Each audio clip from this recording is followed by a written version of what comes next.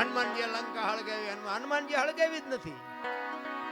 અને આખી દુનિયાને ખબર છે પાકું કોઈ કરતું જ નથી. બીજી વાત તમને કરું કે સીતાજી જનક મહારાજની દીકરી મિથિલા નરેશ હવે શિવ ધનુષનો ઘોડો ઘોડો કરીને ફરતા હતા.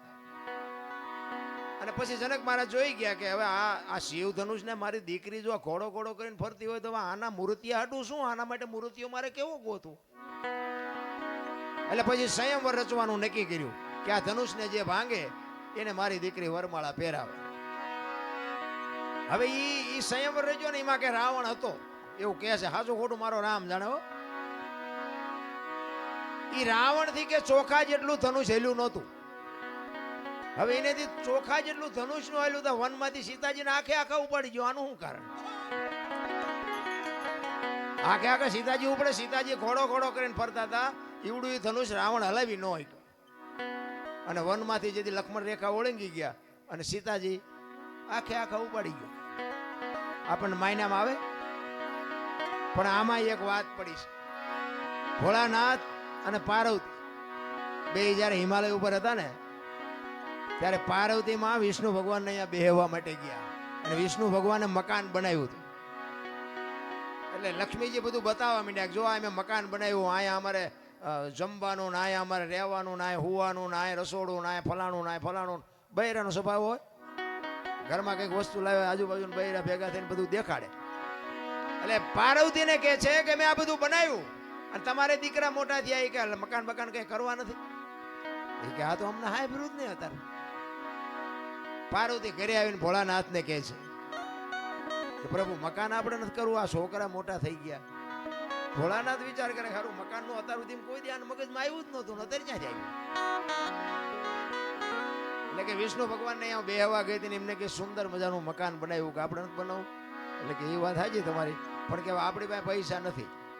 હું તમને ભભૂતિ આપું, ભભૂતિ લઈને જાઓ વિષ્ણુ ભગવાન ભાઈ એના બરોબર હોનું લઈ આવ્યો અને હોનું વેચીને આપણે મકાન કરીએ, કારણ કે આપણી પાસે પૈસા છે નહીં. ભોળાનાથ ને ખીસું જ નહોતું, પૈસા ક્યાંથી હોય રાખવા જ.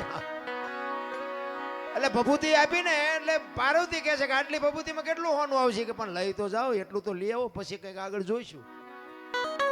એ ભભૂતિ લઈ અને પાર્વતીમાં ગયા છે અને ત્યાં જઈ અને પછી કીધું કે આના બરોબર અમને હોનું આપો. હવે સાબડા મૂક્યો, ભોળાનાથની ભભૂતિ ઊંચી થાય. બાપુ હોનાના ઢગલા મીડ્યા કરવા હો, ગાડા ભરી ભરીને હોનું મીડ્યું જવાનું, સાબડું ઊંચું ન થાય. હવે અહીંયા ઢગલે ઢગલા થયા હોનાના. પછી કે આટલું બધું હોનું જતા ઈંટું પાણાનું શું માથાકૂટ કર્યું, હોનાનું જ બનાવાય ને. એ હોનાનું મકાન બનાવ્યું અને વાસ્તુ પૂજન કરવા માટે તેથી સારામાં સારો ને વિદ્વાનમાં વિદ્વાન બ્રાહ્મણ રાવણ, એ રાવણ ને બાપુ અહીંયા વાસ્તુ પૂજન કરવા માટે બોલાયો. એ વાસ્તુ પૂજન કર્યું ને પછી ભોળાનાથ ને તો ખબર, એ તો બાપુ ત્રિલોક નો નાથ, એને નો ખબર હોય. એટલે પેલા પાર્વતી પાસે જાય કે આ ભૂદેવ ને શું આપશું આપણે દક્ષિણામાં. એ કે એને રાજી કરી દો, જે માગે આપી દે. એ કે જો જે માગશે આપી દે, પછી મારી માએ લોહી નો પીતા. કારણ કે હવે આપણું આપણે એક પ્લાસ્ટર કર્યું હોય તો બૈરું રાજીનું રેડ થઈ જાય, બદલે આખું હોનાનું મકાન એટલે બૈરું રાજી કેટલું હોય. એ કે એને જે જોઈએ આપી દો, પણ એનું મન છે જ નહોતું ભાઈ. એ કે વાંધો નહીં. અહીંયા ગયા રાવણ ને કીધું ભૂદેવ બોલો હું આપું.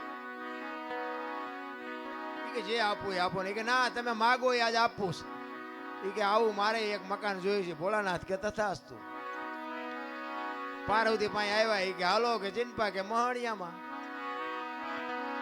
એ કે કા, એ કે આ ભોળા મેં બામણ આપી દીધું દક્ષિણામાં.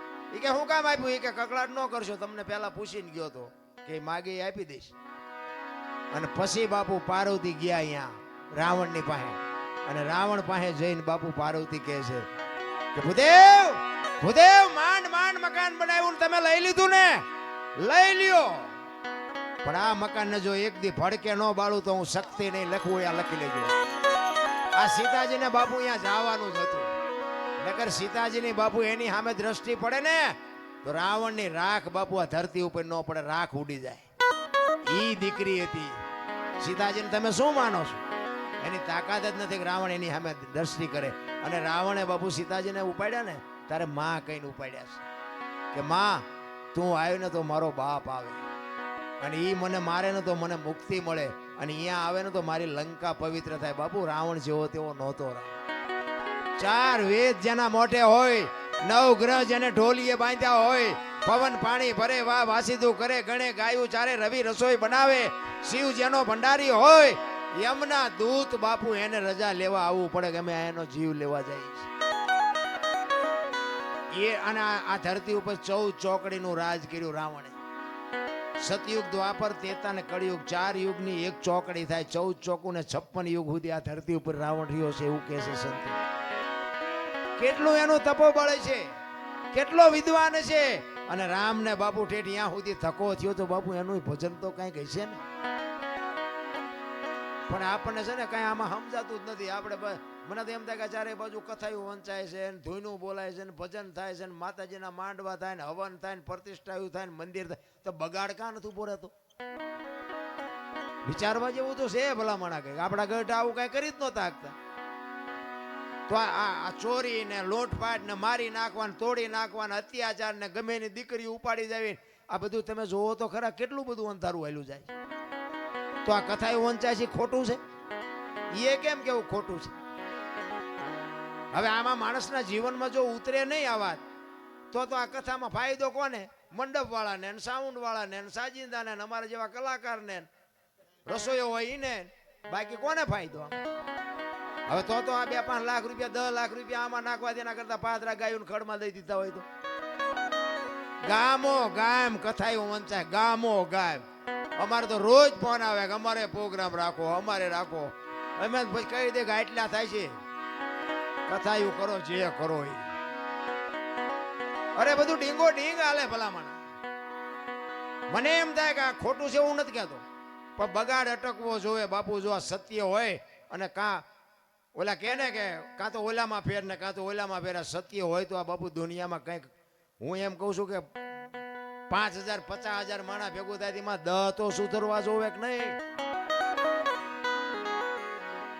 અમે એક જગ્યાએ આમ ગુજરાતમાં ક્યાં ગયા હતા, ગામનું નામ ભૂલાઈ ગયું.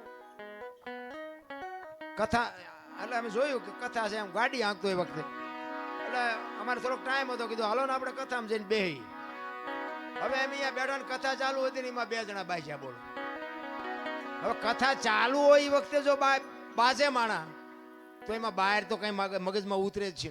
એમાં એકને દવાખાને લઈ જવો પડે. બોલો, હવે આમાં પતિ જો હોય તો કથાના માંડવાનું શું થાય, ઓલા વક્તાનું સાજિંદાનું શું થાય?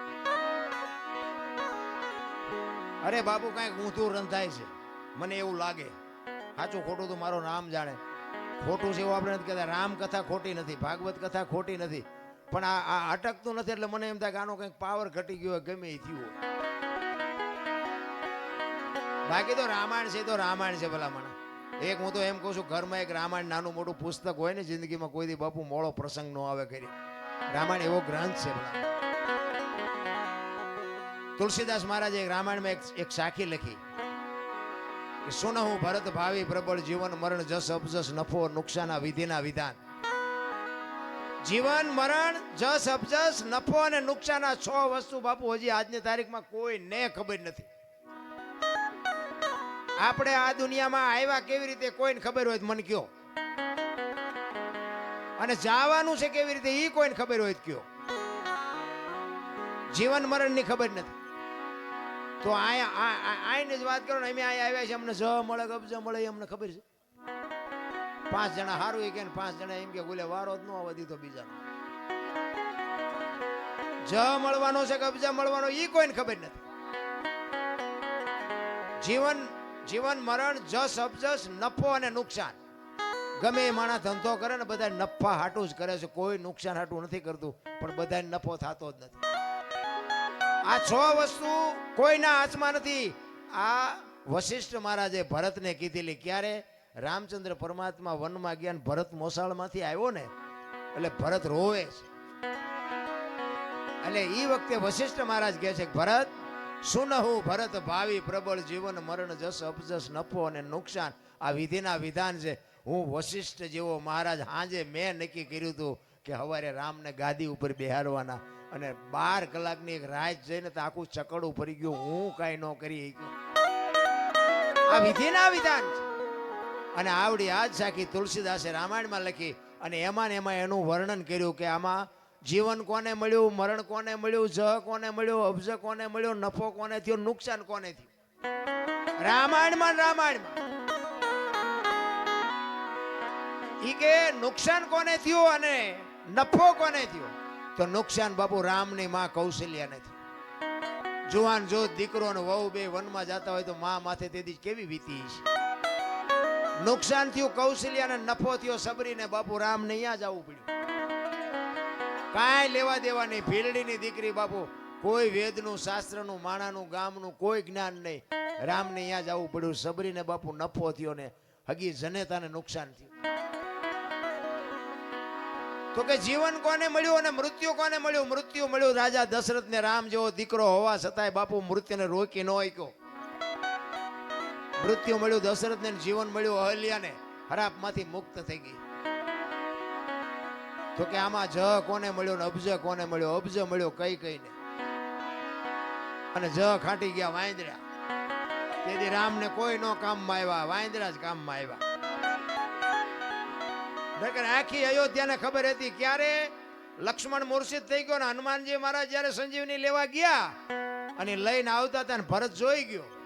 એ કે રાક્ષસ કોક પર્વત લઈને જાય છે, મારા ભાઈની વનમાં છે, અહીંયા નાખશે ને તો કંઈક નુકસાન કરશે, એટલે આને પાડું હેઠો. એ બાણ મારીને હનુમાનને હેઠા પાડ્યા ને એ વખતે હનુમાનજી આખી ડિટેલ આપી કે આવી પરિસ્થિતિ છે, લક્ષ્મણ રે એવું નથી, અને હું એની સંજીવની લેવા માટે જયો હતો અને એટલા માટે આ તમે મને આ પાડ્યો. હવે દીવ ગયા પહેલા ન પગું, લક્ષ્મણની જોખમ થઈ જાય. આખી અયોધ્યાની વસ્તીને જાણ થઈ કે લક્ષ્મણની આ પરિસ્થિતિ છે, પણ જ્યાં નહીં કોઈ. ભરતે કીધું કે બાણ ઉપર બે જાઓ, હાલો હું તમને મોકલી દઉં. હનુમાનજીને કઈક પાવર હતો તો આ ભરતજીએ ઉતાર્યો. કારણ કે બાપુ વસ્તુ છે ને કઈક છે. રામાયણ છે તમને મને આ એક રસ્તો બતાવવા માટેનો ગ્રંથ.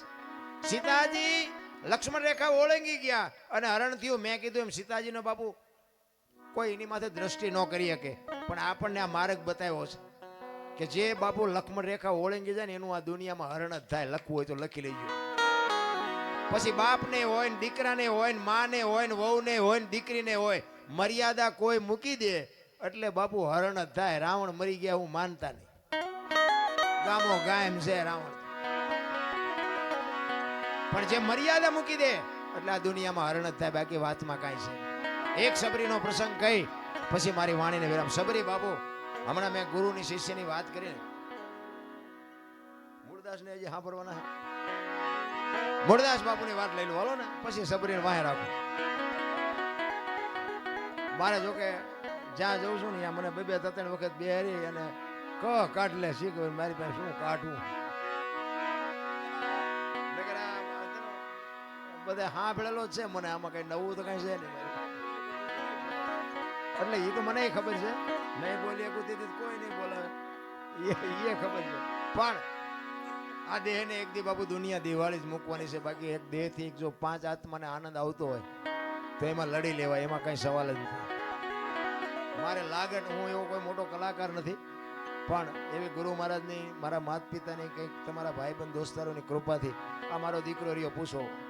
આના નંબર જ મેં આને આપ્યા. તારા નંબરથી વાત કરજે ને મને કોઈ બપોર હુવાય નહીં દે. દરરોજ 10 15 20 ફોન આવે, અમારે પ્રોગ્રામ કરો, તમે કયો એ પૈસા ના આવો ના આવો. કહેવાનો મતલબ કે કાંઈક ગુરુ મહારાજની કૃપાથી મળ્યું છે એટલે બોલાવે.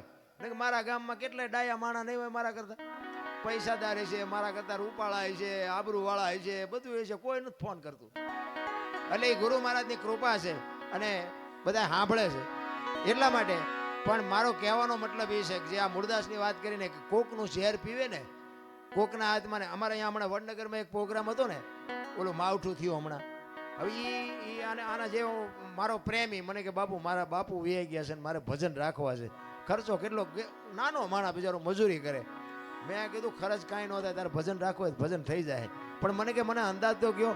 મેં કહ્યું એક નાળિયેર લઈ આવજે, બીજું કાંઈ કરવાનું નથી. અને આ મેં કહ્યું ઉસ્તાદના ને બેનજાવાળાના મેં કહ્યું અમે ભાઈબંધ દોસ્તાર 50 કાઢીને એમને આપી દેવું. એ કે ના ના એમ તો કે હું સાઉન્ડ બાઉન્ડ લાવીશ.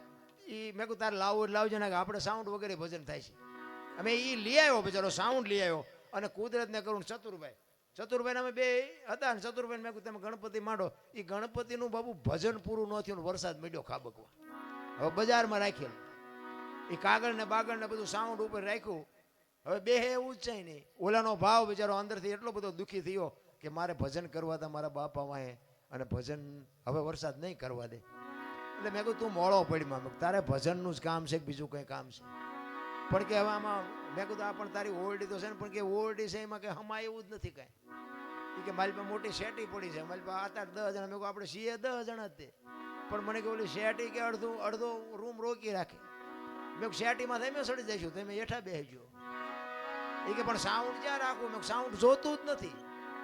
અને ચતુરભાઈને તમારે પૂછવું હોય પૂછજો. વગર સાઉન્ડે બાપુ ભજને કર્યા ને થાળે કર્યો ને ધૂને કરીને પરભાતી કરીને ઊભા થયા. બાપુ એનું હયું એવું ટાઢું થયું ને કે બાપુ મને એમ હતું વરસાદ આવ્યો હવે ભજન નહીં થાય. કહેવાનો મારો મિનિંગ કે ભાવ છે, પ્રેમ છે, અને અમને આપ્યું ને જો પીરસીને તો અમારા જેવા નમાલાય કોણ કહેવાય ભલા?